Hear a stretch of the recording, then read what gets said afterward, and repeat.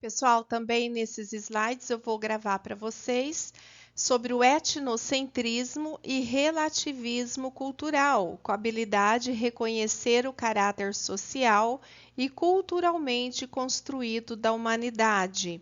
Relativismo cultural, uma atitude que nós devemos ter a todo momento.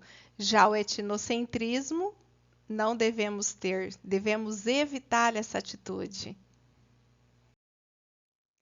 Para entendermos melhor sobre o ser humano como um ser cultural, nós devemos estudar duas posturas: o etnocentrismo e o relativismo cultural. O etnocentrismo é uma postura que deve ser evitada por nós. Por quê? Porque é uma postura onde nós avaliamos os outros medindo pela nossa régua, onde a gente parte da nossa cultura para avaliar o outro. Então, quer dizer, se o outro não gosta das mesmas coisas que nós, o outro está errado. Se ele não tem os mesmos hábitos e costumes que nós, então o outro está errado? Não é assim, né? Cada um gosta de uma coisa, cada grupo tem a sua cultura. Mas o etnocentrismo não deixa a gente avaliar o outro na sua forma de pensar, na sua forma de agir. Não, ele faz com que nós avaliamos o outro pela nossa maneira de sermos, né? E a outra postura que nós devemos ter, que é o relativismo cultural, é diferente. É aquela que nós devemos tentar nos colocarmos no lugar do outro, para que a gente possa compreender os valores do outro. Mas é difícil a gente fazer isso? Claro que é, né? É muito difícil nós nos colocarmos no lugar do outro. Por que que é difícil a gente fazer isso? Porque isso é próprio do ser humano. O ser humano muitas vezes é egoísta, é individualista, né? Por quê? Está relacionado à nossa cultura. Porque nós estranhamos tudo que é diferente, né? E o ponto mais marcante é porque nós temos medo. Medo de tudo que possa colocar à prova e nos fazer pensar sobre o nosso comportamento e a nossa maneira de ser, tá? Michel de Montaigne foi um escritor francês que atuou na magistratura e na política.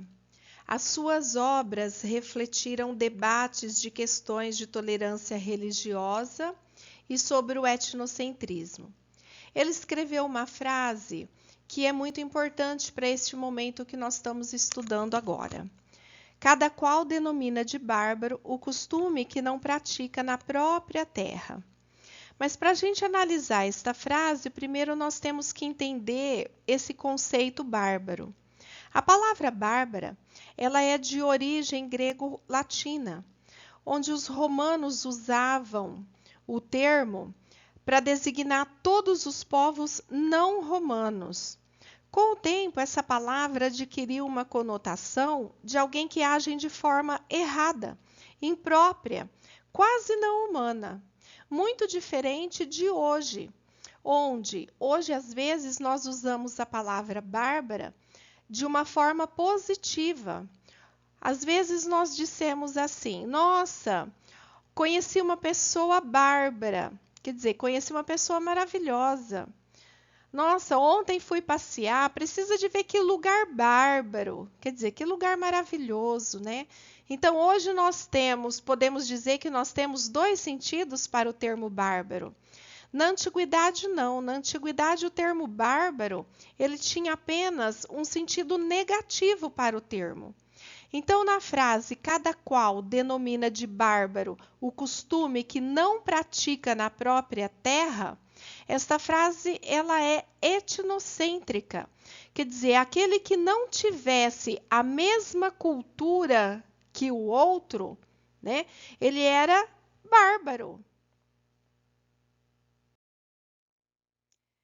Claude Lévi-Strauss foi um dos mais importantes antropólogos do século XX.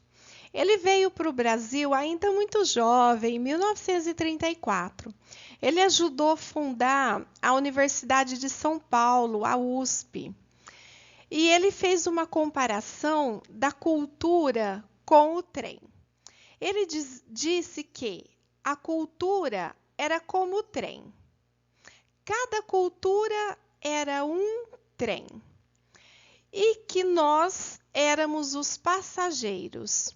Então que cada trem caminha em uma determinada velocidade e em um determinado sentido. E nós, como passageiros, estamos dentro do trem, olhando o mundo. Então, é mais fácil para nós entendermos a cultura de quem? Do trem que está do nosso lado, caminhando na mesma direção que o nosso trem e na mesma velocidade. Mas os trens caminham sempre na mesma direção e na mesma velocidade? Claro que não. Os trens caminham em direções diferentes, caminham em velocidades diferentes. Então, assim é a cultura. As culturas dos povos são diferentes, estão em direções diferentes, em velocidades diferentes. Então, isso explica por que é tão difícil para alguém de uma cultura entender a cultura do outro, já que a minha cultura é como um trem. Então, muitas vezes, do meu trem, eu não consigo enxergar dentro do trem do outro. Então, eu não consigo enxergar a cultura do outro, analisar a cultura do outro. Por isso que eu acho que ela está errada.